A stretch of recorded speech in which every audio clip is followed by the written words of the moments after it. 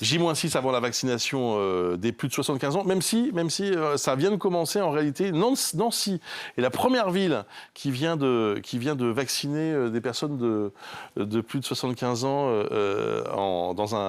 hors EHPAD, plus précisément. C'est ce qu'indique à l'instant la mairie. Pendant ce temps, l'exécutif continue de vanter l'accélération de sa campagne après des débuts difficiles. Concrètement, voilà une question importante. Comment se fait-on vacciner, Fanny Wegscheider ? Alors, il faut tout d'abord vérifier que l'on fait bien partie de la cible prioritaire qui est autorisée à se faire vacciner actuellement. Ça a été établi par un calendrier des recommandations de la Haute Autorité de Santé, appliqué par le gouvernement, l'a rappelé le professeur Pierre Roux il y a un instant. Voici les personnes cibles. Si vous êtes concerné, eh bien voici.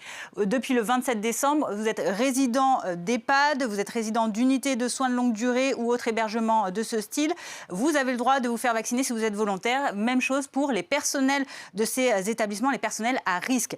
Depuis le 4 janvier, puis le 5 janvier, d'autres publics sont également, ont la capacité de se faire vacciner. Les professionnels de la santé et du médico-social âgés de plus de 50 ans et qui présentent ou non des risques, ainsi que les personnes handicapées en établissement spécialisé et leur personnel de plus de 50 ans s'ils sont à risque également. Et depuis donc le 5 janvier également, les pompiers, les aides à domicile de plus de 50 ans et ou considérés à risque.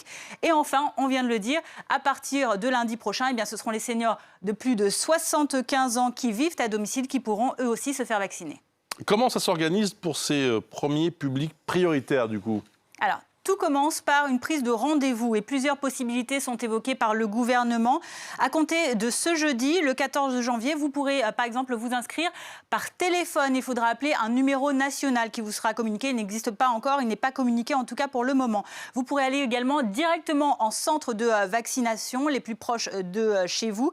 Et puis vous pourrez également vous inscrire sur le site www.santé.fr. Ce site, c'est une plateforme qui va référencer tous les centres de vaccination sur lesquels vous pourrez vous inscrire directement. Pour l'instant, il s'agit plus d'un annuaire.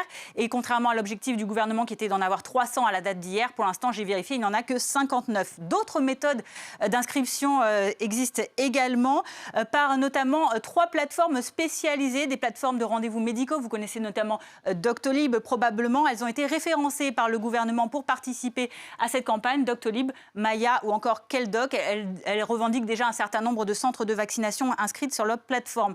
Et puis, vous pouvez aussi utiliser un petit peu le système D, par exemple.